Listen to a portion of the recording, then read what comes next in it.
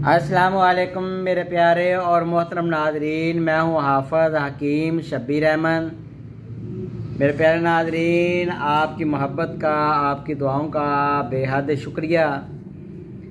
तो आज भी इंशाअल्लाह ताला दुआ खाने का आज़मूदा नुस्खा आपसे शेयर करने जा रहा हूँ। तो प्यारे नाजरीन, आज जो नुस्खा आपसे शेयर करने जा रहा हूँ ये भी उज़लाती असाबी मुजरबात में से बड़ा ही बाकमाल और सस्ता नुस्खा है। बनाने में भी बहुत आसान है, घर पर आप बआसानी बना सकते हैं। तो आज का जो नुस्खा आपको देने जा रहा हूँ ये मुलय्यन उज़लाती असाबी नुस्खा है।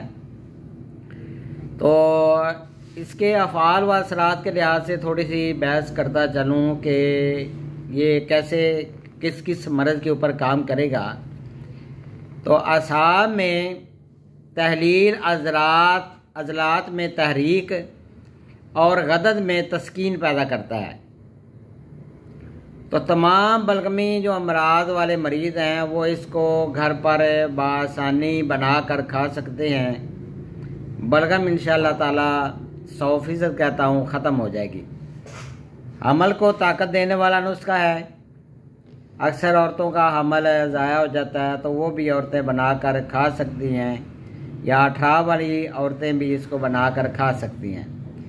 इसके अफ़आल व असरात भी वही हैं जो मैंने पीछे शदीद उज़लाती असाबी के बारे में बताए हैं, लेकिन ये दवा शदीद उज़लाती असाबी से भी ज़्यादा ताकत वाली है। इसके ज़रा फ़ायदे ज़्यादा हैं।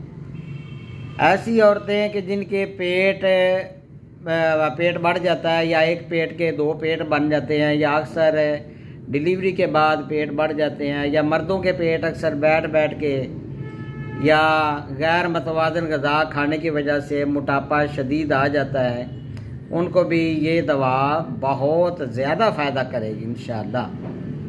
बहुत अच्छी है उनके लिए। मलेरिया वाले मरीज़ भी इसको घर पर बनाकर खा सकते हैं इंशाअल्लाह। मलेरिया बुखार भी ख़त्म हो जाएगा। तो ऐसे बच्चे या जवान के जिनको पुराना जरियान हो गया हो वो भी अगर इसको बना के खाते हैं तो उनको भी फ़ायदा देगा।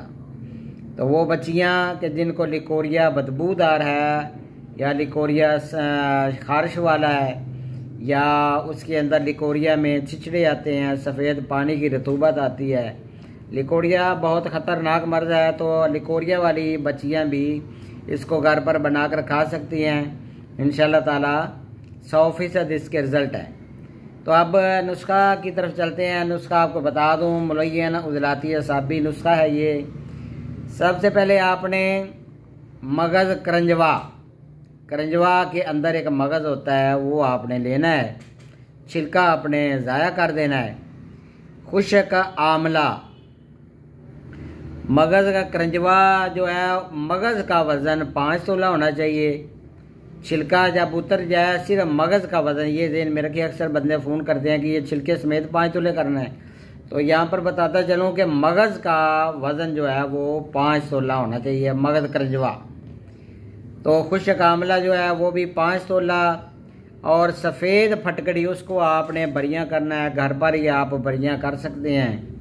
तो उसके बरियाँ करने का बहुत ही आसान सा तरीका है, वो मैंने पीछे भी बताया हुआ है। तो हलीला स्याह वो 20 तोला, फटकड़ी बरियाँ वो 10 तोला, और हलीला स्याह वो 20 तोला। तमाम चीज़ें अलग अलग कूट लें, कूट कर बारीक कर लें, पीस कर इसकी नाखुदी गोलियां बना लें। 2 गोली दिन में 3 बार हमरा पानी के साथ आप दे सकते हैं। तो इंशाअल्लाह ताला फ़वाइद बहुत अच्छे मिलेंगे। बहुत अच्छा नुस्खा है, ज़रूर आजमाइएगा और दुआओं में याद रखिएगा। मेरा नंबर नोट फरमा लें, 0343 416 7476। अल्लाह हाफ़िज़ मेरे प्यारे नाज़रीन।